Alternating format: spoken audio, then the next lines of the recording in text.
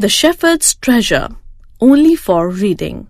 Once upon a time, a Persian shepherd lived simply in a hillside cave.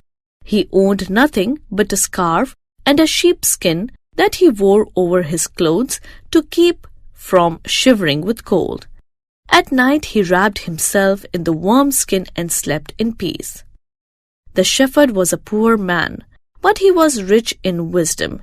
He attended closely to all he saw and heard. He knew the ways of all the animals and the cycles of nature.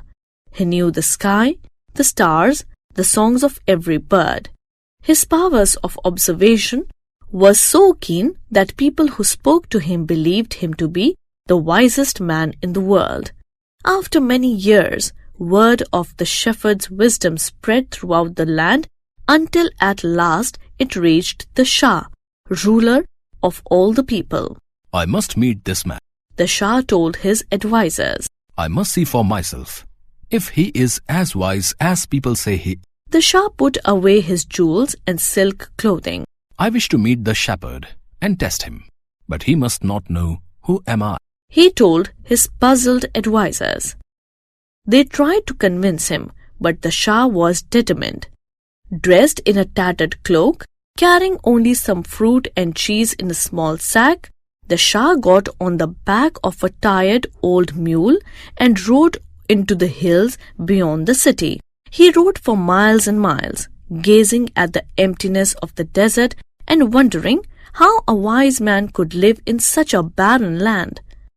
After several days, he saw a cloud of dust ahead of him. Riding closer, he saw this was a flock of sheep grazing on the sparse shrubs that grew on the hillside. You must have a fine master, for you seem so at peace. I am their master, sir. Welcome to our humble home, came the shepherd's voice from the nearby cave. Please, may I offer you some water? You look tired and With that, the shepherd spread his beloved sheepskin upon the earth and welcomed the stranger to sit. I can see from the dust on your clothing and your mule that you have travelled many miles, he said as he offered the Shah a flask of water. The Shah sat down and the two men began to talk. The Shah asked the shepherd many questions. As he listened to the man's answers, he was impressed by the shepherd's dignity and clear thinking. After many hours, the Shah stood and said, I must go now, for I am but a poor traveller with many more miles to go. The shepherd stood and bowed, but a smile danced on his lips. Forgive me, sir, but I know you are no poor traveller, for you wear your clothing with grace. Your speech is elegant, and from the way you look into my eyes when you speak, it is clear you are a man who is accustomed to commanding people.